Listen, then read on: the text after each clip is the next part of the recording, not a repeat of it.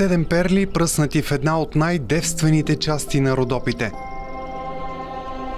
На около 3 часа пеша от селата Триград и Мугла, потънали в буйна растителност, пред нас са очарователните Чаирски езера.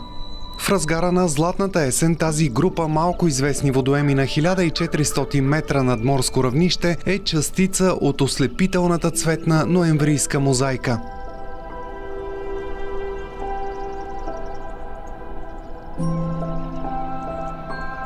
С изненада ще разберете, че това отдалечено кътче е сред най-ценните природни съкровища в Родопите.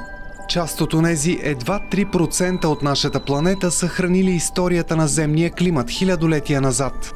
С годините езерата са запазили своя чар, но постепенно са загубили голяма част от кристалните си водни огледала. Това, което виждаме, всъщност е огромно количество неразградена растителна маса. В нея се развиват мъхове, ценни и защитени растителни видове. Тук живеят и различни животни.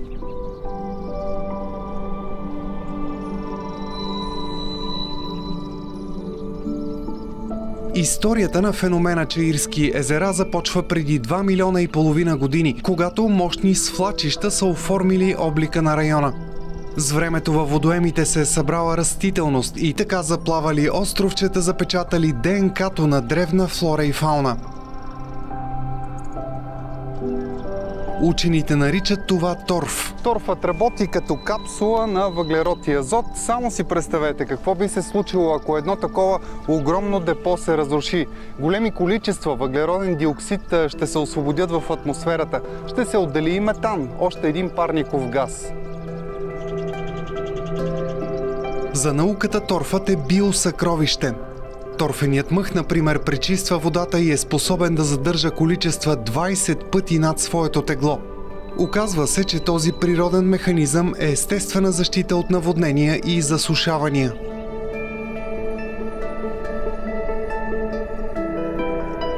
Разхождаме се по бреговете на езерата и се наслаждаваме на есенната приказка дълбоко в родопския рид Чамлия. Наоколо белеят сградите на няколко животновъдни стопанства и на уютната хижа Чаирски езера, пресечна точка за пътеките между селата Мугла и Триград. Някога в новата ни история над езерата са изградени рибарници, от които днес са останали бетонни стени, паянтови мостчета и панорамна беседка. Заради отдалечеността си от цивилизацията обаче районът е опазен от масовия туризъм. Въпреки това, езерата бавно изчезват. Ако нищо не направим, това природно съкровище в сърцето на Родопите ще изчезне. В това са убедени от българска фондация Биоразнообразие и компанията Девин. По тази причина екип учени вече изследват района на езерата, за да определят в детайли заплахата и точно как да й противодействат. В далечния север торфищата заемат до 20% от територията на държави като Финландия, Ирландия или Естония. У нас обаче тези биокапсули са едва 0,1%. Глобалното затопляне, липсата на валежи и на места човешката дейност заплашват да ги заличат.